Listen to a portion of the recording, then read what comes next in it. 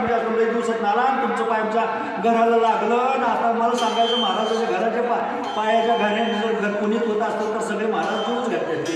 तसं नाही सांगता येत मला. आता त्याने कपडे वर्ण झाला भगवा म्हणून काय असतं त्याने आता हे असतं योग होऊ शकतो नाही होऊ शकतो असतात त्याने. मग पण माझी वानर सैन होती. वानर असून सुद्धा चवीन खाणार होती. वानर असून सुद्धा एका माणसाची हरवलेली पत्नी रस्त्यात घेणारी वानर होती. वानर आम्ही असतात त्या ठिकाणी एखाद्याला सहकार्य करायचं जातं पण सहकार्य करत असताना त्याला सांगतो आम्हाला काही काय करायचं नाही तर नाहीच काय आलं तर पुढच्या 5 वर्षात तर भेट कमीत कमी मध्ये आधी नाही भेटला तर. ओम श्री गणेशाय नमः. दुष्काळी जय द्विज भोजन राजसूर्य यादवनी गाना पार्श्वमेघाधिक रज्ञामशक वय त्या पुढे. जीवन आलेल्या माणसाला जीव घालण्याला किंमत नाही. जो उपाशी आहे ना त्या उपाशी माणसाला जीव घालण्याला किंमत आहे. ओळी समजली दुष्काळामध्ये आता त्या ठिकाणी कशाची गरज आहे पाण्याची गरज आहे. मग त्या दुष्काळात पडलेल्या अन्नाची गरज आहे. मग अन्न पाणी आता त्या ठिकाणी अशा पीडिताला द्यावं. दुष्काळामध्ये जर पाऊस आमच्या हाताला त्या ठिकाणी कधी पाऊस पडत नाही पण आम्हाला गेल्या वर्षी मे महिन्यात गरजेच्या टायमाला मागितला आम्ही आशाच केली नव्हती पण ती पाऊस आम्हाला नक्कीच गरजेच्या टायमाला पडला आणि त्या पडल्यामुळे एवढी तृप्ती झाली एवढी की सगळी मी म्हणणार सगळा शेतकरी सुटवला गेला आहे का नाही. का तर आता गरज नसताना त्या ठिकाणी बघा एखाद्याला पैसे ज्याच्या खिशात आहेत त्याला पैसे नाही दिलं चालतील पण ज्याच्या खिशातच पैसे नाही त्याला जर पैसे मिळालं किती आनंद होईल. मग तशा प्रकारचे इथे भुकेने ह्याचा जीव चालला होता आपण ऐकलं होतं. म्हणून अशा वेळेला तृप्त ते टेकर दिले गेले आणि ज्यावेळेस दुष्काळ पडतो त्यावेळेस पाऊस पडतो तसं असतात त्या ठिकाणी या अशा अवस्थेला भोजन माझ्या हनुमंतराला असं वाटून सायला मिळाले. चला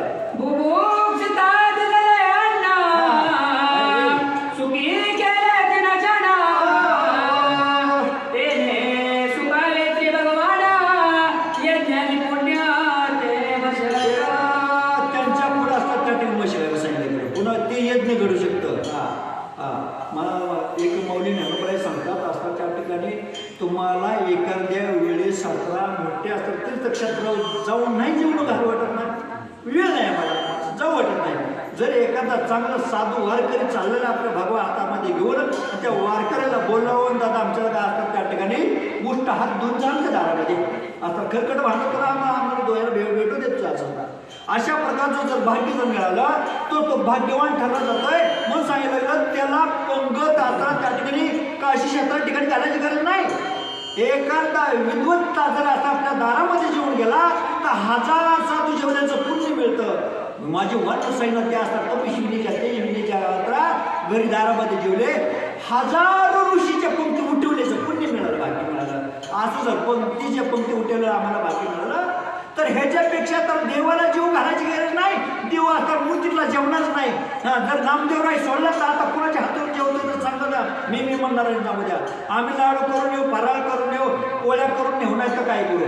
आम्हाला माहिती आहे की लक्ष्मी असतात त्या ठिकाणी आमच्या श्रावण महिन्यामध्ये असतात चालेल भाद्रपद महिने आहे ना गणपतीच्या महालक्ष्मी येतात आणि महालक्ष्मी आल्या पुढं किती पदार्थ असतात डबच्या डबे आम्ही असतात त्या ठिकाणी पूर्ण ठेवतो. मला सांगा इथं बसल्या करणारे सगळे येतात त्या लक्ष्मीनं किती डबं उडवलं कोणत्या त्या उभं राहिलेल्या इकडे तिकडे करणारे नाही ती डबं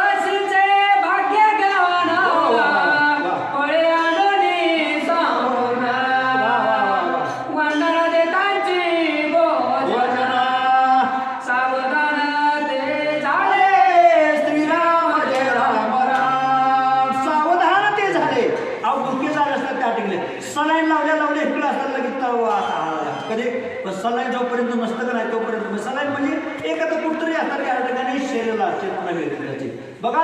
आता त्या ठिकाणी भुकेलेला भूक ताणलेला ताण गेल्यानंतर तसं माझ्या असतात तपिशीनं भाग्यवान तेच किती आपण ओळी सांगून तीच ओळी समोर येऊ लागल्या. भाग्यवंत म्हणून या शिरण गेले पंढऱ्या तरले तरते हा भरवसा नामधारकाचा ठसा. महाराज म्हणतात असतात त्या ठिकाणी अशीच माणसं तरुण जातात.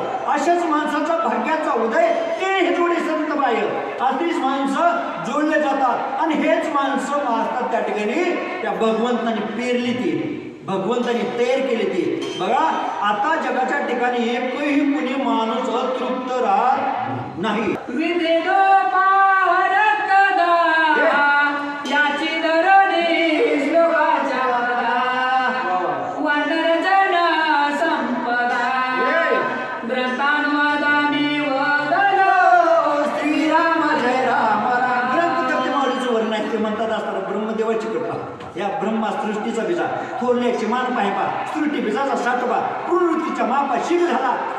महाराज म्हणतात मग त्या पुण्याची पावड सरे सवेची इंद्रपणाची उतरे परी येऊ लागले महागारी मूर्ती लोका त्यांना सुद्धा यावं लागतं महागारी. आमच्या भाग्यवान ठरले गेले आनंदाचे डोही असतात त्या ठिकाणी. पुढं काय केलं गेलं आहे का व्यर्थ वाढविले ग्रंथा ऐसे न म्हणावे सर्वथा मुनींच्या धरणी पदार्था ग्रंथी ग्रंथला राम वदवी श्रीराम जय राम. खूपच असतात गाडी रात्रभर भराटलं तरी एकच आहे सर गाडी दळण म्हणजे असतं मोजकच असतं आणि असं जास्त घरात नाही एकही पैसा नाही एकही पैसा नाही स्वतःच्या कर्तृत्व उभा केलं गेलं.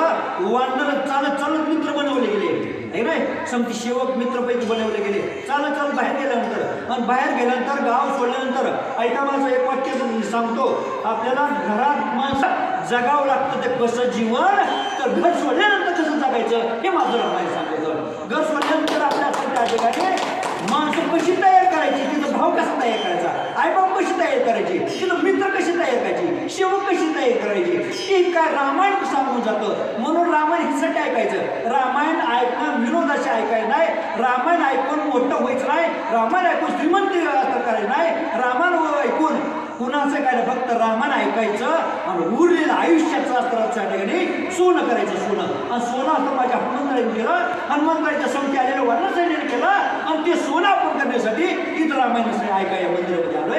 चला बोला नेणे वेद शास्त्र श्रावण माझे अंगी मूर्खपण माझ्या इरणी मीपण राम रामायण सोये वदवी श्रीराम जय राम राम. ग्रंथ एकनाथ यांच्या माऊली स्वतःचे वर्णन करतात असं मी येडाय म्हणते मज पांबर आहे काय थोरपण पायाची वाहन पाय बरी वाहन चप्पल पायातच चपलीला डोक्यावर घ्यायचं हा नाही पायातच. आता ते म्हणतात असतात त्या मी मूर्ख आहे मी अज्ञान आहे मला काही कळत नाही पण वक्ता तो वक्ता नाहीच होत आहे हा वक्ता तो आता माझा राम आहे आणि त्या रामाच्याच कृपेनं रामाच्या आशीर्वादानं रामाच्या असतात त्या ठिकाणी पूर्ण आता त्याच्या असणाऱ्या सच्चिदार्थ असतात त्या अशा अवस्थेमुळंच मी इथे बोलू लागलो मी बोललो तर माझ्या आता त्या ठिकाणी काही